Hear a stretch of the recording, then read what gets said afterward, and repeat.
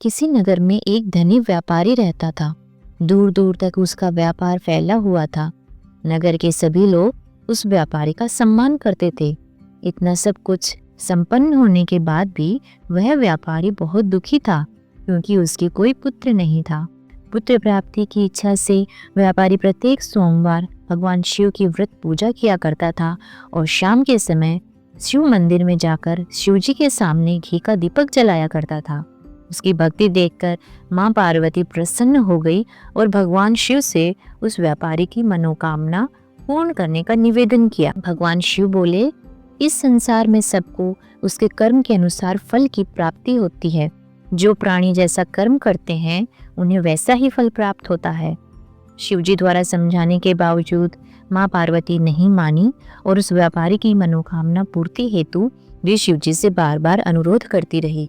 अंततः माता के आग्रह को देखकर भगवान भोलेनाथ को उस व्यापारी को पुत्र प्राप्ति का वरदान देना पड़ा। वरदान देने के पश्चात भोलेनाथ मां पार्वती से बोले, आपके आग्रह पर मैंने पुत्र प्राप्ति का वरदान तो दे दिया, परंतु इसका यह पुत्र 16 वर्ष से अधिक समय तक जीवित नहीं रहेगा। उसी समय भगवान शिव उस व्यापारी के स्वप्न में आए और उसे पुत्र प्राप्ति का वरदान दिया और उसके पुत्र के 16 वर्ष तक जीवित रहने की भी बात बताई।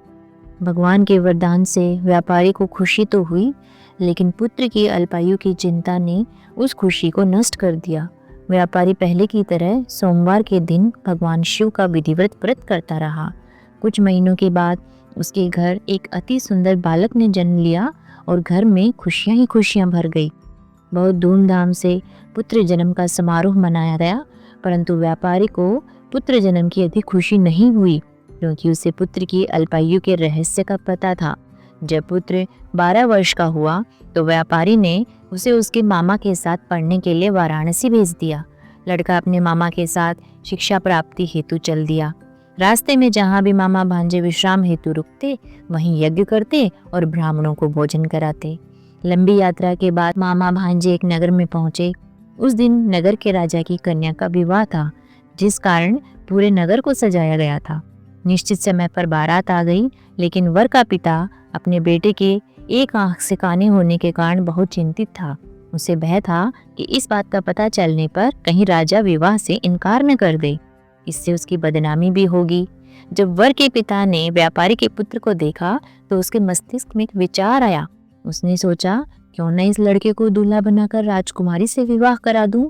विवाह के बाद इसको धन देकर विदा कर दूंगा और राजकुमारी को अपने नगर ले जाऊंगा।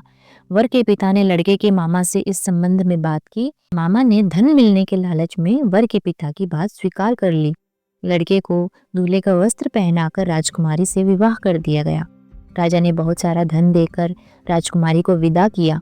शादी के बाद लड़का जब राजकुमारी के साथ लौट रहा था तो वह सच नहीं छुपा सका और उसने राजकुमारी के ओढ़ने पर लिख दिया, राजकुमारी, तुम्हारा विवाह मेरे साथ हुआ था। मैं तो वाराणसी पढ़ने के लिए जा रहा हूँ और अब तुम्हें जिस नवयुवक की पत्नी बनना पड़ेगा वह कान्हा है। जब राजकुमारी ने अपनी ओढ़नी पर लिखा हुआ पढ़ा तो उसने कान्हे लड़के के साथ जाने से इनकार कर दिया। राजा को जब ये सब बातें पता चली तो उसने राजकुमारी को महल में ही रख लिया। इधर लड़का अपने मामा के साथ वाराणसी पहुंच गया और गुरुकुल में पढ़ना शुरू कर दिया। जब उसकी आयु 16 वर्ष की हुई तो उसने यज्ञ किया। यज्ञ की समाप्ति पर ब्राह्मणों को भोजन कराया और खूब अन्न वस्त्र दान किए। रात को वह अपने शयन कक्ष में सो गया। शिव के वरदान के अनुसार शयनावस्था में ही उसके प्राण पखेरु उड़ गए। सूर्योदय पर मामा मृत भांजे को देखकर रोने पीटने लगा।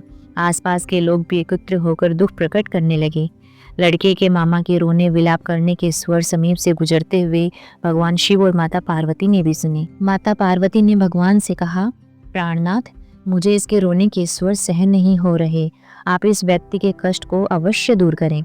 भगवान शिव ने माता पार्वती के साथ अदृश्य रूप में समीप जाकर देखा तो भोलेनाथ माता पार्वती से बोले, यह तो उसी व्यापारी का पुत्र है जिसे मैंने 16 वर्ष की आयु का वरदान दिया था। इसकी आयु पूरी हो गई है। माँ पार्वती ने फिर भगवान शिव से निवेदन कर उस बालक को जीवन देने का आग्रह किया। माता पार्वती के आग्रह पर भगवान शिव ने उस लड़के को जीवित होने का वरदान दिया और कुछ ही पल में वह जीवित होकर उठ गया। शिक्षा समाप्त करके लड़का मामा के साथ अपने नगर की ओर चल दिया। दोनों चलते हुए उसी नगर में पहुंचे जहां उसका विवाह हुआ था। उस नगर में भी यज्ञ का आयोजन किया। समीप से गुजरते हुए नगर के राजा ने यज्ञ का आयोजन देखा और उसने तुरंत ही लड़के और उसके मामा को पहचान लिया।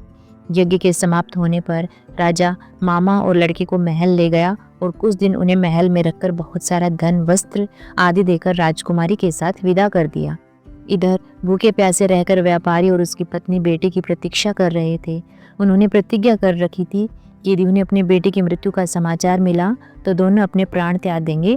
परंतु जैसे ही उसने अपने बेटे के जीवित वापस लौटने का समाचार सुना तो वह बहुत प्रसन्न हुआ।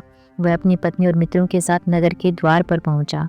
अपने बेटे के विवाह का समाचार सुनकर पुत्र वधू राजकुमारी को देखकर उसकी खुशी का ठिकाना न रहा। उसी रात भगवान शिव ने व्यापारी के स्वप्न में आकर कहा, हे श्रेष्ठी, मैंने तेरे सोमवार के व्रत करने और व्रत कथा सुनने से प्रसन्न होकर तेरे पुत्र को लंबी आयु प्रदान की है। पुत्र की लंबी आयु जानकर व्यापारी बहुत प्रसन्न हुआ। शिव भक्त होने तथा सोमवार का व्रत करने से व्यापारी की सभी मनोकामनाएं पूर्ण हुई। इसी प्रकार जो भक्त सोमवार का विधिवत व्रत करते हैं और व्रत कथा सुनते हैं, उनकी सभी इच्छाएं पूरी होती हैं। श्री शिव शंकर भोलेनाथ।